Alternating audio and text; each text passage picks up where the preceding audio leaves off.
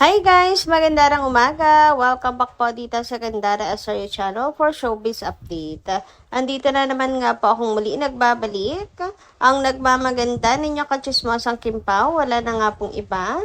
Ang lokaret na si Gandara SRU upang maghatid sa inyo ng latest update and fresh happenings patungkol kina Kim Chiu and Paolo Avellino. And para po sa araw na to, ang tatalakayin natin at pag-uusapan nga mga kakimpaway patungkol po dito, syempre, ng mga blessings sa buhay ni Chinita Princess, lalo na po sa mga kaganapan niya ngayon, mga kakimpaw. Pero bago po ang lahat, sa mga di pa nakaka-subscribe sa ating channel, maaari lamang na pindutin po ninyo ang subscribe button natin at notification bell na nariyan sa baba, upang kayo po'y maging updated at ma-notify tuwing may bago tayong chika at balita hinggil sa Kimpaw. Basta mga balita po na may kinalaman kina Kim Chiu and Paolo Avellino, sagot na po natin yan. And next din po pala nating mag-thank you sa ating mga subscribers na nakatutok araw-araw sa ating updates na pamamagitan ng pagbabasa ng komento. And ang napili nga nating comment ngayon ay mula po kay Madam Mila Borja. Sabi niya, Kim, lalo ka gumaganda. Nasilip namin sa Showtime na dumating, lalo ka gumanda. Kung gumanda ka. Kung wala ka sa Showtime, Kim, mananahimik na rin kami kung wala kayo sa Showtime. Sana pakiusap lang namin, huwag naman si Kim ang mawala sa Showtime. Ito lang ang aming kasiyahan sa buhay. Ito lang ang pahingahan namin na makita si Kim. Nawawala stress namin. Thank you Lord, gabayan mo po ang Kimpaw. Good support lang kami hanggang dulo sa araw-araw ng kanilang gawain ni Pao. Nako, ang tagal na po mga kakimpaw mula nung napabalita yan. Natatanggalin daw si Kim sa Showtime. Nasa US and Canada pa siya noon para sa world tour nilang dalawa ni Paolo Avellino. Pero tingnan niyo naman ngayon, 'di ba mga kakimpaw? Nakatatlong pasok na si Kim mula nung dumating siya at umuwi ng Pilipinas. Hindi pa rin po siya natatanggal at patuloy pa rin po ang pagpasok niya sa Showtime. Kaya naman hindi na natin dapat papag-usapan ng bagay na yan kasi napakalinaw na fake news lamang po iyon at gusto lamang po tayong pakabahin at gambalain ang atin pong focus mind kina Kim and Paolo. Eto nga't patuloy po nagbibigay ng saya si Kimi sa mga viewers, sa madlang people. Patuloy po siya nagpapasaya, nagtatanggal ng stress ng mga seniors and ng mga casual viewers, mga kakipi. Kaya hindi ko na iniisip ang tungkol sa bagay na to. Sapagkat alam ko mga kakimpaw na hindi po aalisin si Kim sa Showtime dahil malaking bagay si Kim sa Showtime. At saka ano ba naman ang dahilan nila para alisin si Kim, 'di ba? Mahusay na host si Kim Chiu. May ambag po siya sa Showtime, kaya hindi siya aalisin dyan. At mahal na mahal siya ng mga co-host niya. Anyway, dumako naman nga tayo dito sa pagpaparamdam kahapon ng Kimpaw. Grabe naman nga yan. At parehas online sina Kim and Paolo.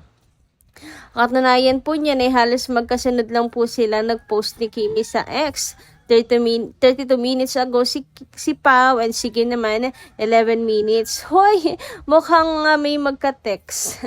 Mukhang mayroong nag-uusap.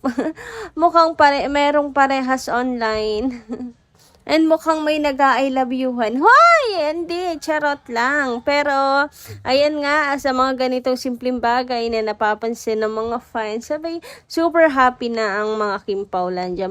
Ano lang naman babaw lang naman po ang kaligayahan ng mga Kimpaw fans kahit, ayan, tulad nito, sabay lang or parehas lang online, parehas nag-post. Talagang super happy na ng Kimpawlandias. Katatayan pa niyan, every time na nagre-repost, pag may nakitang post, nagre-repost, sabay kinikilig ang mga people. Ewan ko ba, pero parang lalagnatin ng mga fans kapag ka walang update or ayuda mula kina Kim and Paolo eh. Pag walang update sa kanilang dalawa, kaya kahit maliliit na bagay, talaga namang nakikita ng mga fans. Anyway, dumako naman tayo dito sa description ni AI overview or ni Google kay Paolo Avellino, mga kakimpaw. Sabi dito ni Google, Paolo Avellino is widely considered one of the most handsome and talented actors in the Philippine entertainment. Bakit kinilig ako doon? Most handsome and talented actor. Hoy, grabe naman ay talaga. Totoo naman talaga rin kasi.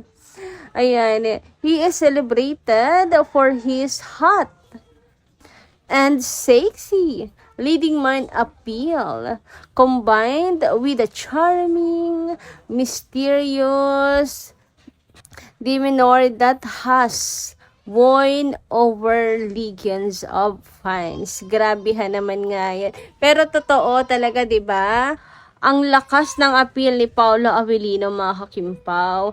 Napaka-charming, plus pa yung pagka-mysterious niya, pagka-introvert niya, dagdag appeal talaga ni Paolo Avellino. Kaya, ang lakas ng ano niya sa mga kababaihan, alam niyo yun. Kasi nga, misteryoso, tahimik, mas lalong naku-curious, na-attach ang mga tao sa kanya, lalo na mga girls. Tapos talagang napaka-pogi pa, 'di ba? Super, parang vampira nga si Paolo Avellino. Parang hindi tumatanda no? Paabang tumatanda, palakas yung appeal eh. Mapapasana all ka na lang talaga kay Kimi eh. Sana all. Sa'yo lahat ng yan, Kim. OMG. Sana all. Anyway, diba ako naman nga tayo dito po sa The Alibay Scene, mga kakimpaw, kung sana ba ay pumalo na po ng 7.6M, mga kakimpaw. Grabe, napakabilis, mga kakimpaw. 7.6M, ganyan katutok ang mga tao kina Kim and Paolo, at ganyang kalakas ang The Alibay, mga kakimpaw. Sabi nga dito na para bang nagbabahay-bahayan lang sila kasama si Matthew. Kahit langgam kikiligin kina Estella at Vincent. And super bilis kasi yung una natin nakita 2M lang. Tapos biglang naging 5M. Tapos ngayon 7 point something na agad-agad, mga kakimpaw, 'di ba? 7 million agad-agad, ganun kabilis. Ganyan ka in demand sina Kim and Paolo. Kaya merong nagsasabi na mga ilan may ilang nagsasabi na supalpal yung isa nga pong singer na Gen Z na hindi daw po kilala ang Kim Pao. Kasi ganito lang naman, ka-in-demand si Kim and Paolo. Ganito lang naman na pinag-uusapan ang tambalan ng Kim Pao. Sila naman ang social media. Sila ang laging trending. Kaya malaking supalpal ito sa kanya. Pero hayaan na po natin yung bata, mga Kim Pao. Meron naman kasi talagang ibang tao na hindi mahilig mag-sokmed, at saka maganda naman yung naging naging dahilan. Hindi naman dahil sa hate niya lang ang Kim Pao or something, kundi dahil busy siya sa pag-aaral. Mas nakatutok siya sa kanya pong pag-aaral, mga Kim Pao. Yung pagkanta nga daw parang na lang sa kanya minsanan lamang din, libangan lang din.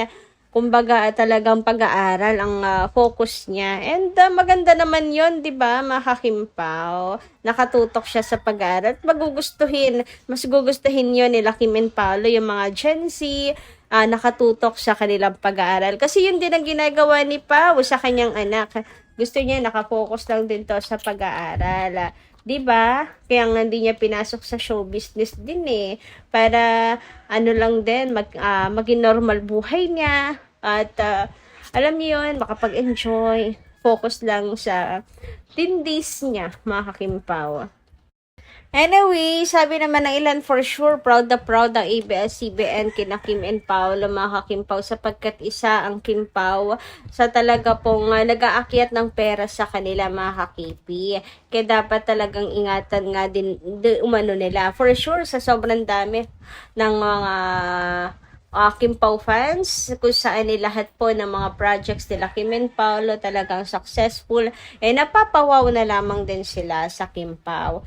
Sabi nga dito, congrats Kim Pao, I remember so much happened in this movie.